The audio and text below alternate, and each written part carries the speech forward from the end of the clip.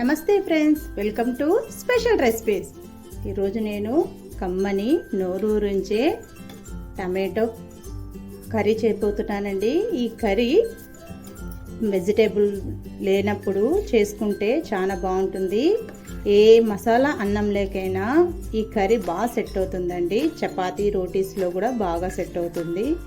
చూడండి తయారీ విధానం చూద్దాం. స్టవ్ ముట్టించి కడాయి పెట్టుకుందాము. కడాయి వేడెక్కింది. ఆయిల్ వేసుకుందాము. ఒక 4 టేబుల్ స్పూన్స్ ఉంటుంది ఆయిల్. ఆవాలు 1/2 స్పూను, జీలకర్ర 1/2 స్పూను, ఉద్దిగుండ్లు 1/2 స్పూను, కరివేపాకు కూడా వేసుకుందాము. ఆనియన్ కూడా వేసుకుందాము. ఒక ఆనియన్ కట్ చేసి పెట్టుకున్నాను, వేసేసాను. బాగా వేగనిస్తామండి.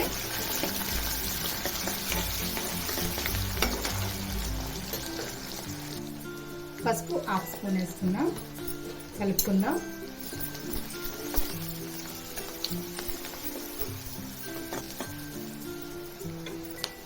అల్లం వెల్లుల్లి పేస్ట్ అండి 1.5 స్పూన్ ఉంటుంది, వేసాను. టమాటాలండి నేను ఒక 8 టమాటాలు తీసుకున్నాను. 8 టమాటాలు వేసేస్తున్నాను. కలుపుకుందామండి బాగా. మూత పెట్టి కొంచెంసేపు మగ్గనిస్తాము. చూద్దామండి.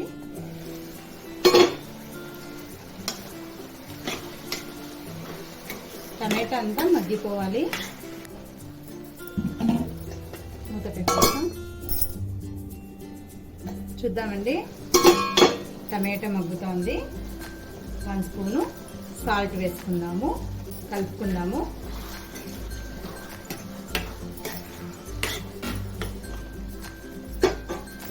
వన్ స్పూను కారం కూడా వేస్తాము. బాగా కలుపుకుందాం.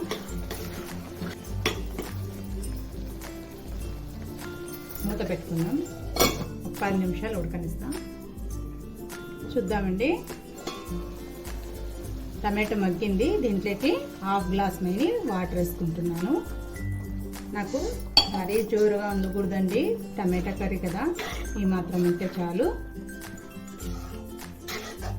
హై ఫ్లేమ్లో 10 నిమిషాలు కానీ ఉడికిచ్చేస్తాం. చూద్దామండి. చూసారా, టమాటా మొత్తం ఉడికిపోయింది, మసాలా కూడా మొత్తం ఉడికిపోయింది. ఇప్పుడు మనము ధనియా పౌడర్ 1/2 స్పూన్ వేస్తున్నాను. కొబ్బరి పొడి అండి, ఉట్టి కొబ్బరి. నేను దీంట్లోకి ఎల్లిపాయలు వేసి పెట్టుకున్నాను. ఈ పొడి కూడా వేసేద్దాం. కలుపుకుందాం. స్టవ్ని జీరోలో పెట్టేసి ఒక 5 నిమిషాలు ఉడకనిద్దామండి. మసాలాలన్నీ పర్ఫెక్ట్గా పట్టుకోవాలి కదా. ఈ స్టేజ్లో మీరు ఉప్పు కారం చెక్ చేసుకోండి. నాకైతే సరిపోయింది, పర్ఫెక్ట్గా ఉంది. మూత పెట్టేసి ఒక 5 నిమిషాలు ఉడకనిద్దాం. చూద్దాం ఫ్రెండ్స్. టమాటా కర్రీ రెడీ అయిపోయిందండి. చూడండి ఎంత పర్ఫెక్ట్గా వచ్చిందో. మరీ నీళ్ళగా లేదు, మరీ అట్లానే గట్టిగా లేదు. దింపేసుకునేదే. దాని మీద చిన్నగా తరుక్కున్న కొత్తిమీర వేసేస్తాం. స్టవ్ ఆఫ్ చేసేస్తామండి. చూడండి ఎంత పర్ఫెక్ట్గా వచ్చిందో. మీకు కానీ ఈ వీడియో నచ్చితే లైక్ చేయండి, షేర్ చేయండి, సబ్స్క్రైబ్ చేసుకోండి. పక్కనున్న బెల్ ఐకాన్ని క్లిక్ చేయండి. Thank you for watching.